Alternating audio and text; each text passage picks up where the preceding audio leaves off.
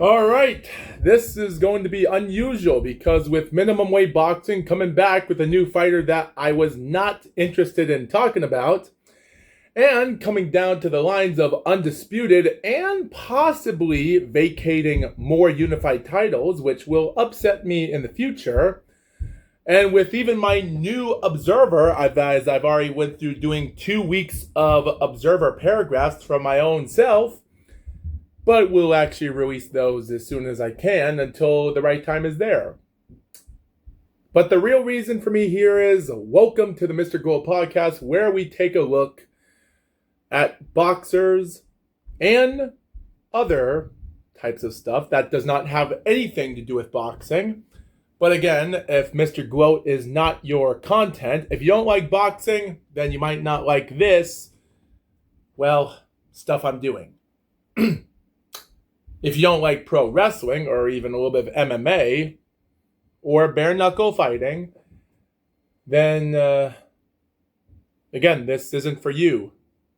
But hey, everyone has their own opinion. Yeah. Also, I'm still trying to get used to my sore throat, and for the last by the way, considering I've already recorded so much of the IBO and the WBO heavyweight championship belts in the 1990s, and considering I'm still practicing my throat speech repetiment, and also trying to take a breath once in a while because I don't want to talk so much and then lose my breath. Because like I said before, this entire YouTube channel and this podcast I'm doing is not supposed to be for a guy like myself doing this all by myself. Like I said before, I'm trying to collaborate with people.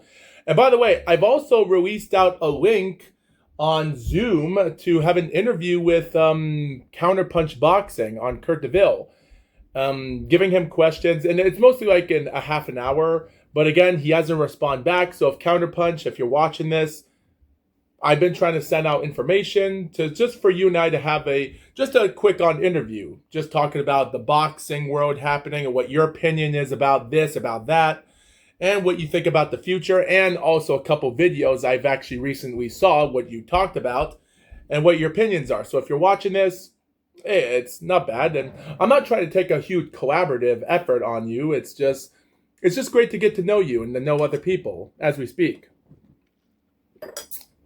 So get to information about that in the future. So like I said before, this entire content isn't me trying to talk all at the same time. It's just, well, I lose my voice, I get sore throat, and I talk too much. Again, this whole entire YouTube channel isn't supposed to be a one-man job, and I'm doing it. Which is why I destroy my voice, my vocal is not good, and I'm not much of a straight entertaining talker. I use all my energy so much, but a lot of people don't think I'm exciting enough. And when people do that, I overdo it just to be exciting. Hey, I've taken 5-hour energy drinks from 2017 to 2019 during my early years of the YouTube channel at my time I used to have. I went overboard just to be an exciting person. So people can use all my energy and all that luck, and if that's like almost like taking a bullet for a promoter that tried to cheat you out, if it's Don King or even Bob Arum or Don King's other promoter that used to work with Hasim Rotman, the guy that promoted Hasim Rotman when he defeated Lennox Lewis, and they say that he got cheated out for money as well. Well, you might as well save that bullet for another time. Gotta remember. Trying to remember that promoter again, but again, it'll come back to me later. But anyway, here's the information that we have to know. And what I have to know is this, that the Ring magazine that I do have subscribed to, Ring magazine does have a lot of interesting,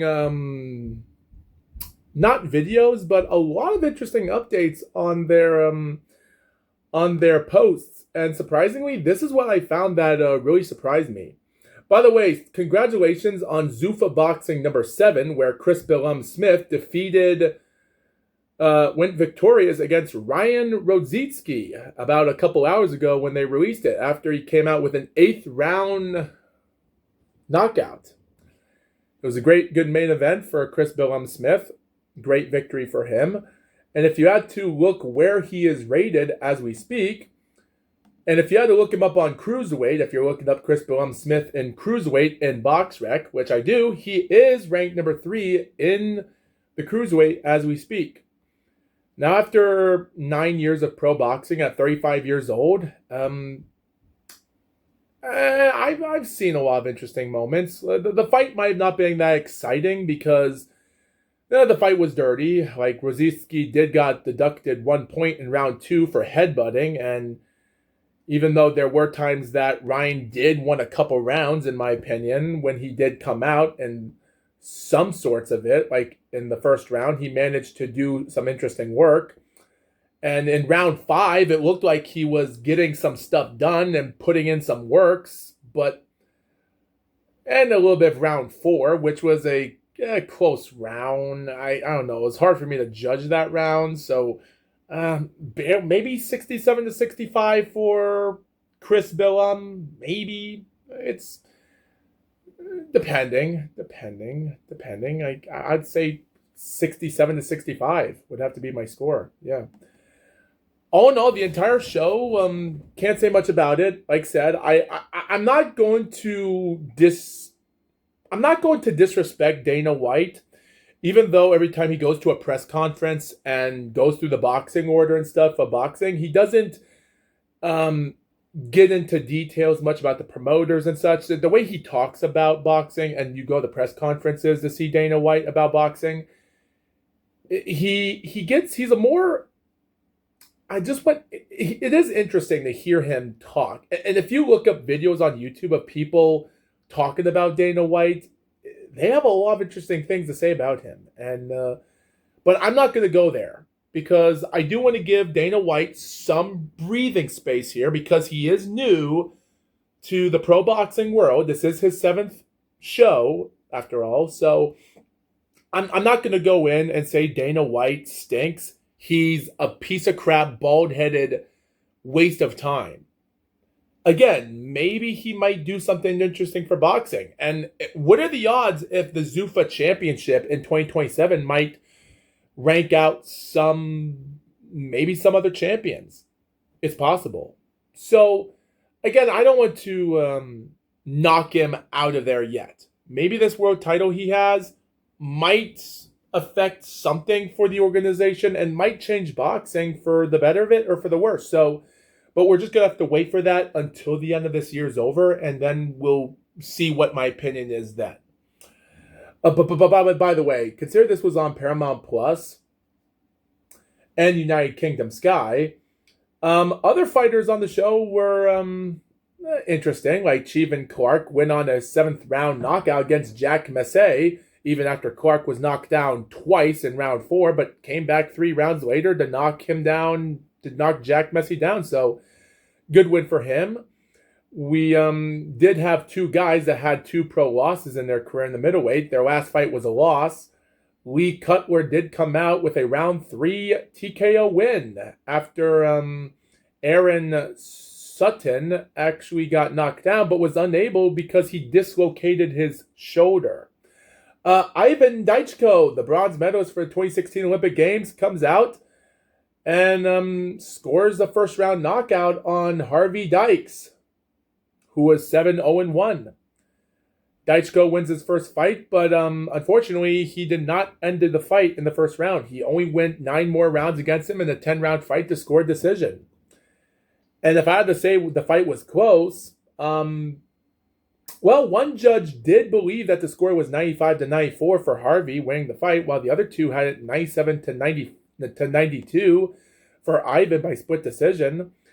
And if I had to look back at it, I would have to say it was a good fight from rounds 1 and 2 and rounds 4 and a little bit of round 8, round 9, round 10, depending on it. And after having probably a good amount of maybe round 3, 5, 6, 7, 96-93 would be my score. But again, it had its moments. And Ivan did actually got the majority rounds in, so the right guy won. An Irishman named Stephen McKenna comes out with a first round knockout against American 15-3-2 fighter named Casey James Streeter, who actually lives in Portland, Maine. Unfriggin' believable. Yes. When I actually heard about this on Zuffa Boxing, I was shocked that they brought back another boxer from New England, this time from the state of Maine. His name is Casey James Streeter, and I have heard about him because he did suffer a horrific fight against Leo Ruiz last February when he suffered a fourth round knockout. And I did question Casey James and his Facebook page and his comments and him saying flabbergasted threats and horrible bad language about how he was going to murder Leo or Ruiz or saying bad language. And I'm like, that's not good. And I said to myself, good job, Leo Ruiz, for taking out a guy that should have never been living in the state of Maine. So good win for that. This was the same show that he got lost during the same show when F.A. Ajagba defeated former champion Charles Martin in 4 rounds. So yeah, seeing this fight and how this fight went on, I just said congratulations to Irish Stephen for winning this fight. Living in California, if he is. Yeah, he knocks out Casey James in the first round, and I'm like, great. The state of Maine does not have the brain power to do nothing, and that's the thing. I'm still trying to sign up for the Portland Boxing Club. Maybe not to be a boxer, but to try to help out some advice and try to be an advocate, like a Paul Heyman advocate, and try to up the antes and try to get stuff done. And I think that would be something I can actually throw myself into the books. So I think that's what I'm trying to do as we speak. Again, when watching this fight and seeing how the fight ended, it was much as I expected. It only lasted 1 minute and 4 seconds, and the referee, Amy Poo, from the UK, living in the UK as a resident, but mostly partly Asian, as she is, did a good job for stopping the fight, which is a deserving stoppage. So she was the referee of the entire show there. She did a good job ending the fight like it is, because I just didn't want to see that fight last, and that was it. By the way, the last 3 fights on the show that were 6-round fights, Alex Macmillan gets his 2nd-round TKO victory in his 4th win. Sam Hickey and Leon Hughes got their 5th pro win by a 2nd-round and a 3rd-round knockout. Leon got the 3rd-round knockout. Sam did took on the 4-0 fighter named Todd Tompkins, which was 4-0, so good fight for that. But all in all, there's nothing much to say about it. Again, I don't want to criticize Dana White for destroying boxing. He might do something. We're just going to have to wait, and I'm not going to harass Dana White. I just want to give him a chance, because this is his first year, and we want to just give the new guy a chance to see if he knows what he's doing. And I want to give him a chance. So it might work. By the way, with all this being said, wow.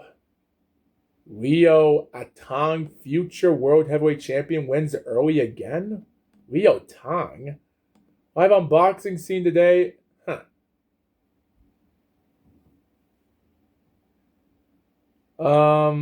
Leo Tang mismatch. The mismatch ended the Leo Tang dispatching the 4-year-old. Interesting. Never heard of that person before. It's better not to talk about that. By the way, as said before, let's talk about so much of the stuff. Edge Cabello is refusing to back down as he's still taunting Alexander Usyk, with him doing a photo of with everlasting white boxing gloves in a stock building, with a picture of a horse with his right glove onto the horse like this. So the horse's head is peeking like this, and Ajit holds his glove like this and holds this one next to the head, which is just another word for don't push the horses, which is that comment that Alexander did during the press conference in the second fight with him and Dubois, shows the picture of his text stating, Kabayel continues to push for his shot at Usyk. It's not a bad build up to that. I gotta give him credit for it. It's not bad. But by the way, there is some other stuff we might have to talk about. It stated that in the July cover, magazine celebrates the new pound-for-pound king of Naoya Inoue, with the digital edition of an available now of the issue reflecting on Inoue's super fight victory against Junto Nakatani in the Tokyo Dome, which saw him leapfrog Alexander Usyk to the number 1 spot. This was released 10 hours ago, which is not bad. But yesterday ago, I did went through their other information as we're recording this, and this is what we found. So the June has loaded the massive fights for matchups and stuff to look forward to, presented by @jed.calendar. Go check the guy out. And it stated of the month of June the 6th, Chris Ballum-Smith defeats Ryan today. And then next week we have a fight, which is for the WBA Bantamweight Championship, which says on the title. But again, is this the... I want to make sure this is the regular or the super, because I said this 1,000 times before, and I'm going to keep saying it again. BoxRec does not organize the WBA belt in existence anymore because another boxing rankings out there 2 years ago in 2024 took over, and it went on, and they started arguing through it, and Manny Pacquiao's wife started to flabbergast it as well. Crazy or not. Oh, yeah, and by the way, Manny Pacquiao is manager for the IBF minimum weight champion, Pedro Tendrin, which we're going to get to him in just a moment. Okay, so the bantamweight champion is Seiya Tsutsumi. This is a bantamweight fight we're seeing here, which says WBA bantamweight title. So Seiya Tsutsumi is the WBA champion. So I'm going to assume this is for the regular championship and not the super bantamweight champion that Tsutsumi has. So we're going to assume that is the case. Again, what's going to happen if he wins the belt? He might be stripped of all the titles in the super flyweight.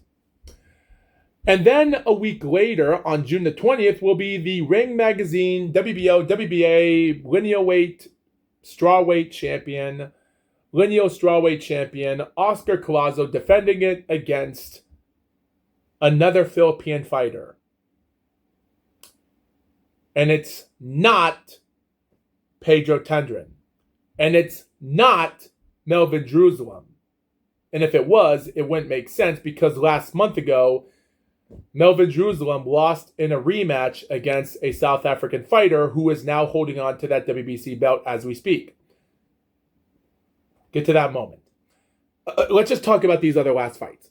On the 24th, we have the IBF welterweight champion with Lewis Crocker, the champion, taking on Liam Parrell. And I have a feeling Liam is going to win that fight. Lewis Crocker has been a lucky dog winning his last fights, but I just think his luck is running out, so I'm giving Liam the win here.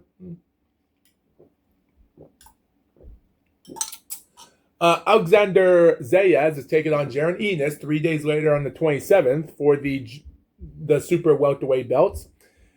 And of course, we're going to have a rematch. Jose Venezuela versus Edwin de los Santos on the 28th of June. Those fights, they're going to be interesting. But anyway, let's talk about Oscar Collazo because it's ridiculous. Oh, yeah, and by the way, other fights that have happened today, such as Jason Maloney, I think. No, Andrew Maloney, went 12 rounds by majority decision to defeat the IBF Super Flyweight Champion, the guy that had to duck out Kenshiro Taraji because of his illness in the Night of the Samurai. Yeah, Wildebardo Garcia lost the fight. Majority decision. I'll give it credit. Yabuki, also another top priority as we speak, has retained his legit IBF flyweight championship in a unanimous decision against another decent fighter with a great 24 1-1 record from Mexico. Not bad. So mostly those fights that have happened recently have been really good. And also, Luis Nuri takes on the past prime fighter of Jonril Casimero legitimately by a 4-round TKO. And man, watching that fight, that fight was dangerous. Also, Josh Padley squeaks out a split decision against his other British opponent, Josh Padley, that lost last year ago against Shakur Stevenson. Well, he's back on the winning train. And we also have another guy named Suleiman, a guy with a 10-0 record in the UK, defeated a decent 16-0 fighter in a 10-round just today. As for other fights that happen with a guy from the light heavyweight division who is, people are ranking him as the top number one in the light heavyweight as we speak, name Albert Ramirez, who was the former number one pound for pound in the light heavyweight, because a bunch of people were ducking out fights and such, and other people were disappearing from the division. Well, he did score a decent win a couple of days ago, so good job for him, even though it was a split decision against Lerome Richards. I will say, though, the fight in Quebec and those shows were pretty interesting. As said, there were some interesting fights on the show, fights that ended in knockout, and the Canadian fighters were putting on great shows of knockouts and big dominant performances. So good job for the Canadians doing a good job. And with Jordan Mathieu, the promoter of, well, the matchmaker, and Camille Estefan, the promoter of Eye of the Tiger, both of them working on the show, I want to see more of them if they have a chance to promote their show of Eye of the Tiger. It's going to be pretty good. So anyway, with all that being said, where are we here right now? What is the dumb part? Now, of course, there is another fight going on, which there is going to be another ridiculous fight that's a bunch of other fights. Oh boy, this is going to be dumb. Oh boy. Wow. Oh boy. Okay.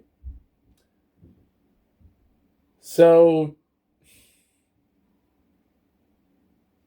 okay. I might as well get this one out of my system before we talk about Oscar Collazo, but again, man, I will say this though, Tommy Fury going to Misfits Boxing and to take on a tough fighter of Eddie the Beast Hall is ridiculous enough to understand. And for Misfits Boxing, I can't say much about it. I was upset for 2023 and 2024 when they had a bunch of women performing in the tournament, and the Brazilian fighter who's also coming into her debut just as we're speaking right now. And ever since, they also have another woman named Ellie Brooke, who scored a split decision draw against Paige Van Zant, which killed her career for good by the end of the year, and lost against the Brazilian fighter herself, who became the entire winner of the show. And that there was a bunch of women and celebrities there, and at the time, wearing short lingerie, thongs, and all they could do in the tournament is not win a single fight, and they lost. And a lot of talent was getting killed with these girls in these string bikinis and such. And you have this ugly bag of a horrible dirt bag of an ugly British woman who is the former super bantamweight champion. And no wonder people don't like boxing for females. There's just no beauty in it. It's ugly. It's like the ugly women's come out on top, and the beautiful ones are just going downhill just like that. So, yeah, it does upset me that Ellie Brooke hasn't been out to the ring in the last 2 years, and our Brazilian fighter is trying her best to get another break because even though Ellie Brooke tried, and she is undefeated, even though her exhibition fight against Joey Polka, which is the woman's name, by the way, that we're talking about, and she defeated women like Daniela Helmsley and Elena Vampira, who was actually an interesting woman to look at, but not that good for all signs, but still. And by the way, they also had another female that goes by the name of a Brooke, which I actually can't remember. And the problem is, I'm trying to double check the Kingpin tournament and see who was in it at the time. But again, with all the horribleness and the waste of talent, and trying to double check on what I'm trying to look for here, like I said before, I can't believe there's a bunch of females here with a waste of talent and they couldn't get one damn job done. This is so bad. Again, they had so much females, from Carla Jade to Tasha Weekender, AJ Bunker, and again, from Nikki Haru. And said another Brooke was also involved in history. They're not all beautiful. They're not. But again, and like I said before, they also had Emily Brooke, the one that defeated Amber O'Donnell. And again, seeing how her wardrobe she was wearing at the time was ridiculously amazing. And it's even crazy how Emily Brooks' run came to an end when she took on 6R6E6. This horrific of a woman. And I was happy that Joey Polka just said, F off, go to heck. And sheesh. Still, I hope Joey Polka won't become a failure just like Ellie Brooke did in her pro debut in professional boxing, because it just seems like Misfits Boxing is having a waste of time. And again, Joey is having her debut fight undefeated as Misfits Boxer. She's taken on a debut fighter named Monica Ann Medina on June the 13th. And this 41-year-old of a woman who is a bare knuckle fighter, even though she did lost against Patricia Soares, who, fun fact, as well, also had a fight, which I forgot the fight. She had fights with a bunch of other females back in her days in the 2010s, but I think Callie Reese was one of them and such. But again, she would come out on top later and to become the world lightweight champion bare knuckle boxing until a third trilogy with them in 2023. But then she just couldn't get nothing done in boxing. She lost against Joey Polka in November of last year ago in Misfits and won her last fight in January in a bare knuckle fight. So all I can say is I'd like to see Joey win this fight. We also have another Brazilian fighter in the other weight classes up high to the super welterweight, our MMA fighter, which will be a decent one to talk about. Again, June the 13th, live on MVP W4 with Jake Paul. It's gonna be a doozy. We also have other fighters on the show taking the opportunities, and again, we do have these interesting females in the boxing world and some other competitors. We might see some interesting upset victories and some interesting moments, but I doubt it. If Evelyn Nazareno does retain her light flyweight championships, will she take on Lardez, the WBC light flyweight championship? That would be interesting to see. So anyway, with all that being said, Fury, Tommy Fury, good luck. And if he still has the opportunity for championship in professional boxing, good job. So this is the information we got for Oscar Collazo, and it's not good. So on May the 27th, Oscar Collazo states that he is returning against Joey Canoy on Boxing Scene. 2 days later, they are finally having a show headline with him on the 20th. Joey Canoy in the ranking system show is followed. WBO 5 and wow, that's it. Oh yeah, he's number 9 in the WBA, so there's one. Number 3 in the WBC, but is he number? No, he's not. Again, it is ridiculous, like, because Pedro Tendrin is already putting out a threat that he wants to take on Oscar Collazo for all of his Philippine fighters losing against him. And here's another problem. Like I said before, Melvin Jerusalem lost against Hughes, a South African boxer, just last month ago.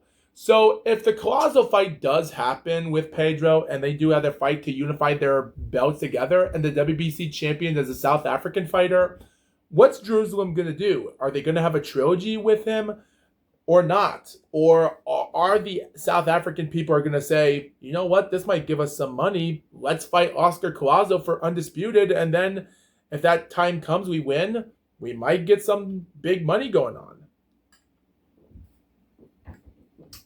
But again, the South African fighter is 22 years old, so I really can't go in there and say he has what it takes to fight Oscar. But because of this fight, the undisputed championship is a 1,000,000,000,000 that's going to happen. And I don't know. Like, Oscar Collazo fighting another Philippine fighter that's not any of the champion or so, that's not good.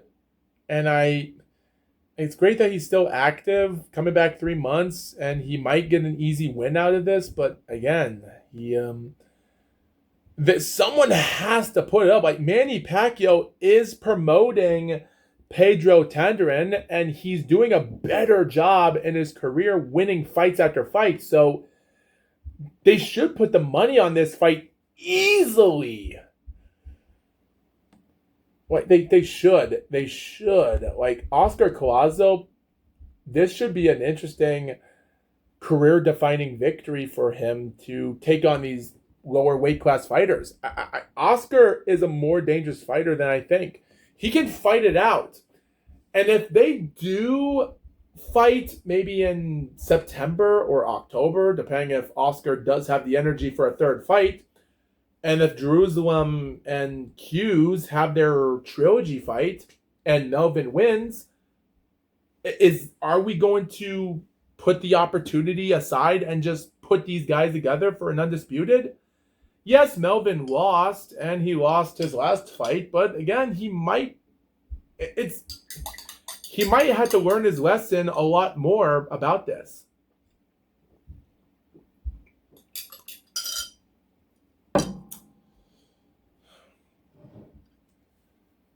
Okay, so here's the last thing I'm going to have to point out.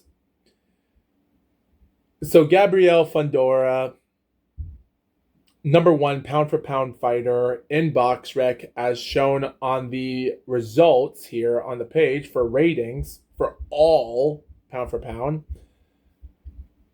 And it stated that she wants to move up to take on who is now the number 9 greatest of all pound-for-pound fighters, who's number 1 in the super flyweight. And that's Mizuki Hiruda. Again, it's going to be tough to find out about this. And the reason for that is that she really has to be alarmed about this. But not only, we do have these other dangerous fights like Chanurka Johnson, Dina Thorslin on August the 8th. And we have Katie Taylor defending her belt against a 12-0 fighter named Flora Feely, who's from France, and she's a IBO super lightweight championship. So that would bring out a lot more there, but even though Katie Taylor and other people say that she might be calling it retirement here at this moment, still 10 years in the professional boxing from 2016 to 2025 at 39 years old. And even though she is living in Connecticut as a New England citizen and she's still the active fighter in New England as we speak, as an Irish fighter, this would be a heartbreaking for us New Englanders to lose this woman if she retires. We need all the motivation we can get to give these fighters a chance and not lose them. So we got to get this to ourselves as quickly as possible. So right now we do have other fights going on. But again, I really can't say that Gabrielle Fundora is going to be ready for Mizuki because she is 24 years old at the time, and 30-year-old Mizuki Hiruta has fought for 5 years straight. 5 years is not bad, while Gabrielle has fought also for 5 years. So both of these girls have went through 5 years, and Mizuki has been starting in her mid-20s and late tens for Fundora. And considering both of these women are southpaw fighters, so that could lead to a huge amount that we have to be precise about this. Like, Gabrielle Fundora could be a good victory here. She has 18 wins, 10 knockouts, 11 wins, 2 knockouts for Mizuki. And after the last fight we saw with her, I think you can tell that Mizuki and her team don't want her to do knockouts. They want her to go through rounds after rounds after rounds and to see if their opponents get hurt, and if they want to quit on their stew, they will, depending if it ends in technical decision. So I just don't see them giving Mizuki knockouts in her entire career. They don't want to give Mizuki a chance to put the dangerousness into herself because she isn't a power puncher. And Gabrielle's wins and her victories in her last fights have come dangerous. But again, Mizuki does have to practice her defense, because reviewing back Mizuki, and I am going to make another paragraph, a 7-paragraph observer next week on the 13th to have my opinions about Mizuki, about her performances in her last fight, just for the record of it. But again, I really can't say that it's going to be honest. But again, I am going to try my best to fling it in as best I could.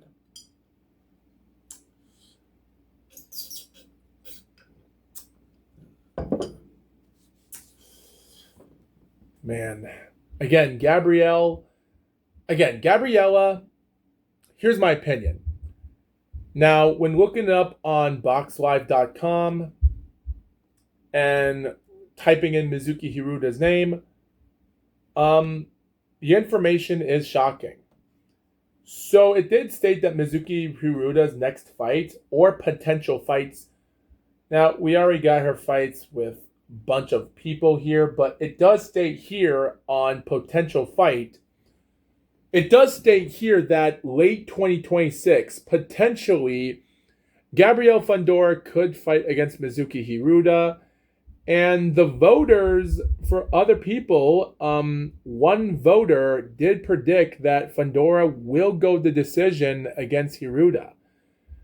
Well, guess what? Here's my prediction. I vote Hiruta to win by decision. Okay. I don't know. Boxing Live really does confuse me when it comes to this. Okay, here's the thing. When you enter your prediction in boxlive.live and you go through predicting the fights that are happening and you predict who's going to win, You say who the winner is, how's the fight going to win, decision or knockout. And then it says here, margin, question mark, and it says, so select the average 3-point margin you think they will win on the scorecards. Oh boy, it's not 12. It's 1 to 12. What the frig? Between and 9. I don't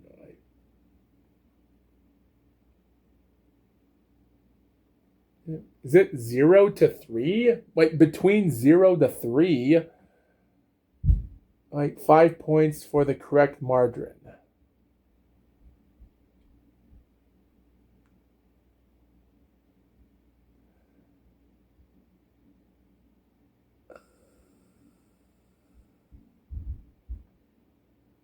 I believe Mizuki could win the fight by between points of between 2 and 5 points. Yeah, that's my prediction there. I'm going to release that. Yeah, Mizuki Hiruda win decision 2 to 5 points versus Gabrielle.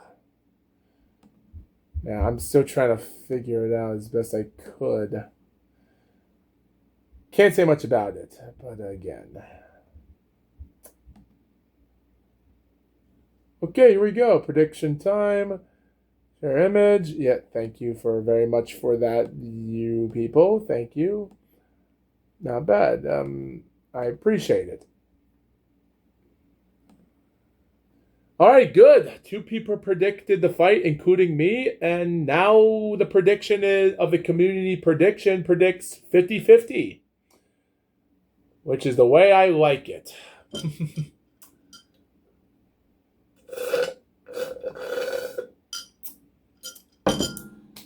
Okay, well, with all this being said, this is just news information here. We got it all under control. By the way, people have been, there has been some interesting information about some stuff falling from the sky. We've been having news reports of meteors and other crazy stuff happening. And I just want to point that out. I am not going to talk about that information. I don't want to talk about the news reports and the crazy stuff happening. Whether it's summer, whether it's fall, whether it's winter, whether it's spring, it doesn't matter. Some of those events are going to happen any season. It doesn't have anything to do with the summer. Weather out there, it's not Mother Nature, it's God's weather he's controlling, and wherever it's happening, it's happening.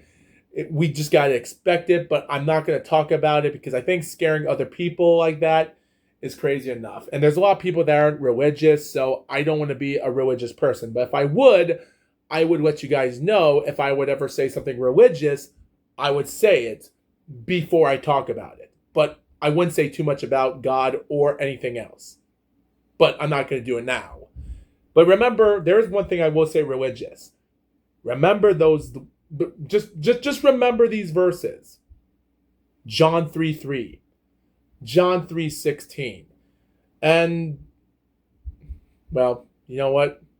We'll save those other verses for some other time. But don't forget about Austin 3:16. Don't forget about that. Anyway, okay. Okay, so one more thing. This is just a short video for me to talk about. The last topic I will talk about for today is going to be where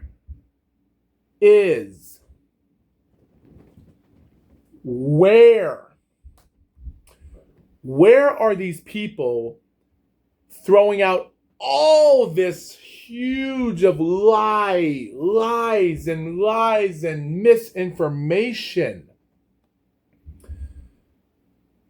Like, guys, this week is messed up. Now, even though it's not funny to talk about people that have passed away, and even though just recently this week, so much crazy stuff has happened. So, Ned Jarrett, 2-time NASCAR champion in the Cup Series back in the 60s, just passed away. I'm going to make another article from that next week, which will be crazy. Also next week on the 13th, we already had the PBA World Championship, and I might not talk about it very much, but for the next 2 weeks, I might almost have to talk about the PBA all the time, even though we're coming to the end of the season. Sheesh, crazy. But again, this is the part that upsets me so much. What upsets me so much about this is the horrible misinformation. With Muhammad Ali that passed away 10 years ago, and Mike Tyson, again, dude, Mike Tyson, man. So someone sent out another false information last month ago. Mike Tyson passed away. Now, of course, Mike is still alive, very well, and all I can say is, with all of this, it's not good. It's just not good. Like, I just don't understand.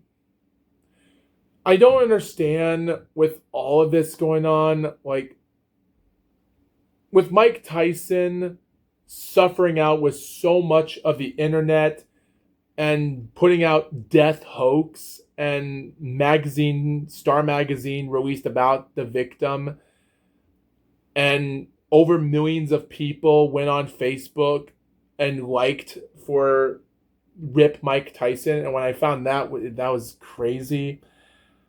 Like, I just hope nothing happens to Mike Tyson, because at this moment it's crazy. And I also heard that it said that he's finally not gonna box again, which is good for me, because it's no point. No point continuing. Even for Jake Paul, for crying out loud, what is up with him? Even Anthony Joshua can break his skull and almost end out Jake Paul for good. And to be honest, there's going to be a lot of female boxers out there that he's promoting and giving them opportunities. And Anthony Joshua might destroy women's boxing if he destroys Jake Paul. And Jake Paul, he's doing a good job living for a promoter. So he should just give up the gloves, like him and his brother and KSI. And all of these YouTubers are proving that there's nothing good for boxing into them. And it's crazy. It's messed up, and I just don't like any of it. I hate every bit of it, and it's bad enough from the start. With all that being said, now it gives us to one more final explanation here. Now, with all this being said, we do have other interesting information, but we'll talk about it some other time. But what I will talk about is, after reviewing other boxing shows and other events in the past, some interesting, surprising, funny information about professional wrestling and some of the Wrestling Observer newsletters I've read during the time and ever since,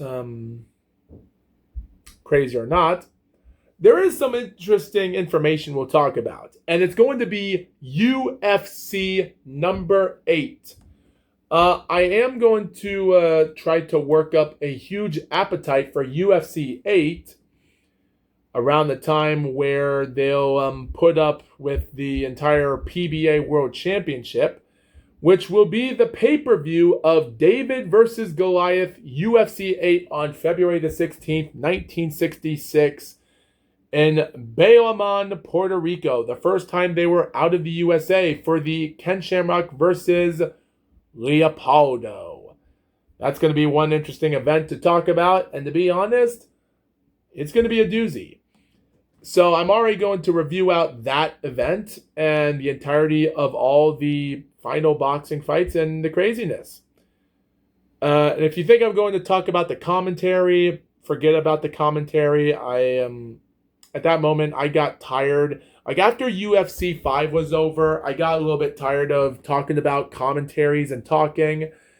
Like, if I was doing that all the time, I would have worked with the Deadlock podcast, because the Deadlock podcast and even the Distractables have their own podcast of having 3 people together in a podcast. I'm a one-man person. I can't do all this by myself, so there's no point for me to do that. But we will talk about that sooner than later for the tournament brackets and who will be the winner for the next tournament of Champions. It's going to be one doozy of a show. Oh, it will. It will. But for now, we'll just have to wait for that to come. When it does. So stay tuned for UFC 8. We will get to that sooner than later. And as for UFC 9 in Motor City, which was also on May the 17th, which will be another interesting, ridiculous of interesting because there's no tournament. And UFC 10, the tournament, which is on July the 12th. So I have a doozy amount to catch up with those tournaments by the month. Wish me luck. Don't sweat it. By the way, let's talk about some of the posts and other news report posts on Ring Magazine. So it states here that Thomas Hitman Hearns and Marvin Hagler collide from the world title of 1985, where they sign up to access 100 years of coverage of the Ring Archive free. Thank you very much, but I'll pass on that. David Benavidez went to stop in the reigning Super Bowl champion, the Seattle Seahawks, practice of the week because they're getting ready for their next spring training football in the start of the summer. So good job for David Benavidez going there to visit them.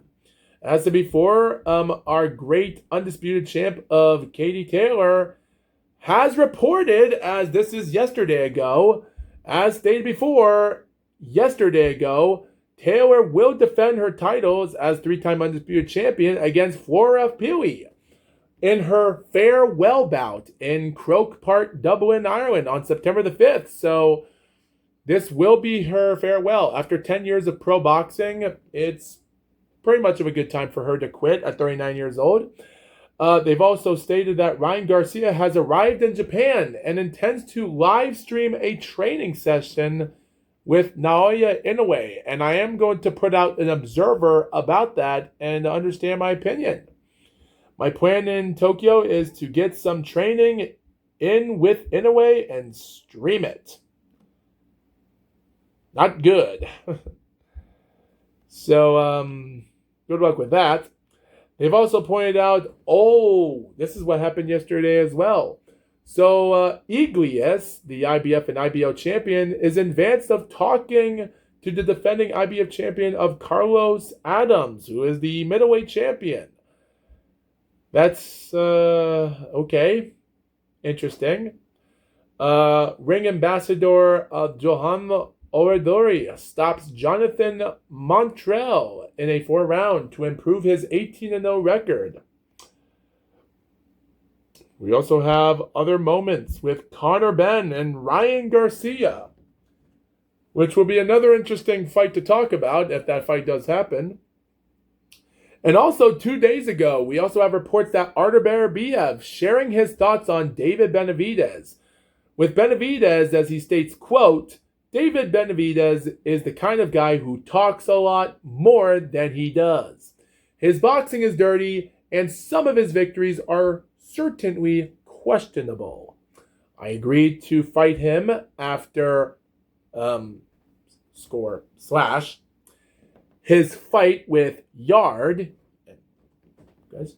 His team apparently didn't expect me to agree so quickly, so they immediately changed their mind and chose Zurdo and Ramirez.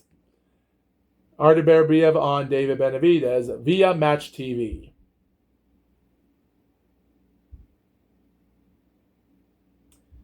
Damn. So with all that being said, I really can't say for certain what I can say. But this might be a good time to talk about it. It might be. By the way, we're still waiting for an interesting moment on the report. We're still trying to find some information onto Lamont Roach facing William Zepeda, which will be for the vacant WBC lightweight championship on August the 1st. So we'll see where that comes. It's going to be a doozy to talk about.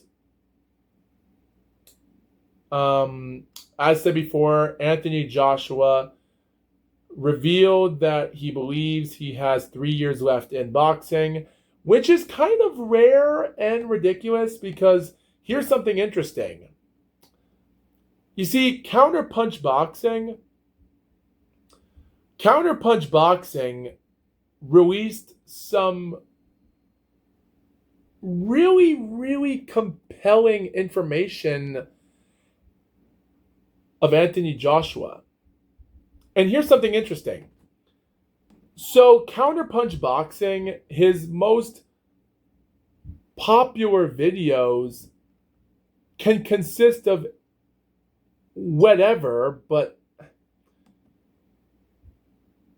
again, I really can't say anything but just horrible. Because boy, this one's not going to be good. This one's just not going to be good because here's the thing.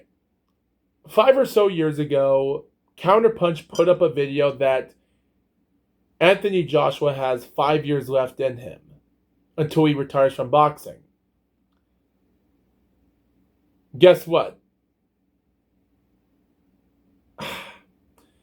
It's been barely around the 5-year mark, so what gives? It just goes to show you that you can't predict your future because the future might still mess with you and you still might continue boxing even when you promised that you were going to retire in 5 years.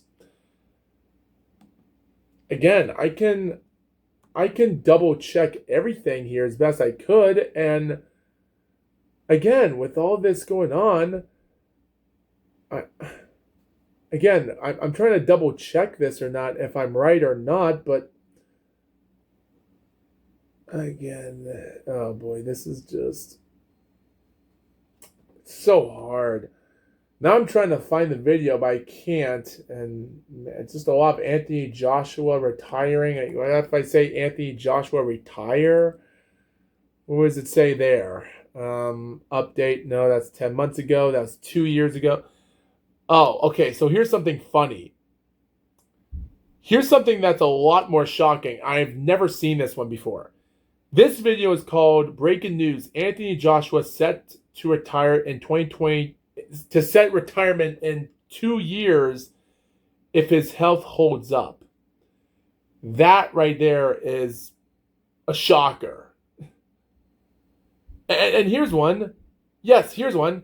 Breaking news. Anthony Joshua plans to retire in 5 years. Counterpunch. This is the video he says? Again. And of course, 9 months ago, Counterpunch puts up Joshua retirement date postponed to 2027.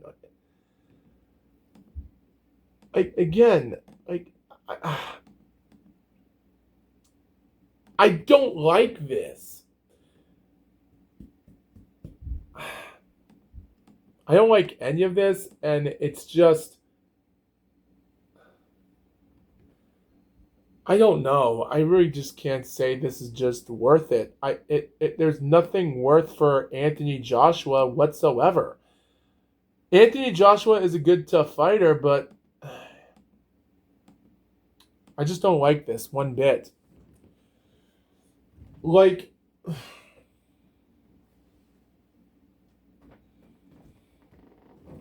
All I can say is Anthony Joshua, he's ranked number 7. His fight against Christian Pranga next month, it'll get his winning streak back up again, but that's it. I don't know. Usyk says he'll be undisputed next year. I don't buy that. But again, Tyson Fury's off his prime. Deontay Wilder is off his prime. Both guys fought since 2008. And we also have even, and keep this in mind, we even, with Usyk being in 2013, just like Joshua and both fought, they both fought since 2013. and they're not into their primes anymore for it. And you also have Ajit Caballel, who's fought pro boxing since 2011, fighting for 15 years, and he's still trying to get his damn opportunity. For crying out loud, what's Ajit Caballel going to do in the next 5 years in 2031? All I can say is his 20-year pro career has not been that good, but neither has Rocky Marciano. Because Rocky Marciano's first years in his career for pro, he hits a fight, then finally signs off, goes somewhere else in 48 after a few more amateur tournaments, wins on fights, wins most of fights in 49. Then he was going to go for opportunities. It shortened him in 50 and 51. He finally got some big breaks, bigger, better wins in 52, and then becomes champion. And his first 5 years in boxing, a bunch of wins, but not a lot of great competition. And his last 3 or so years, from 53 to 55, it's nothing that much interesting other than great wins. So I really can't say much about Ajit Caballel on that hand, because for all intents and purposes, like Tyson Fury and Deontay Wilder have fought since 2008. They've done it for 18 years. Like, what are they going to do in their 20th year from 2008? It's a doozy. Again, these guys have put on a lot of effort in their careers, but this one has to weigh the gun. I've seen a lot of ridiculous stuff in my day, and I have a feeling there's going to be a lot more ridiculous stuff happening as time goes on. But you know what? We're just going to have to leave it here and wait for something to happen. All I can say is, with all this being said, it's going to be tough, but again, if Usyk does hold out his titles for this year, he's going to keep holding up the heavyweight division. I have said this week that Usyk should retire. And after his fight with Rico Verhoeven, he should just set it up retirement right now. Again, it's just never going to happen. Never going to happen. It's never going to happen. Anyway, we're just going to keep the information going on as time goes on. But for now, thank you for watching this, because next time I am going to try to cover up another nail. Ow, my foot. Ugh. Ugh. Oh, man. All right, we're going to cover it up next time. I'm going to try my best to review UFC 8. It might take a couple weeks, or it might take 2 days, so wait for the update on that, and see you next time. Ow.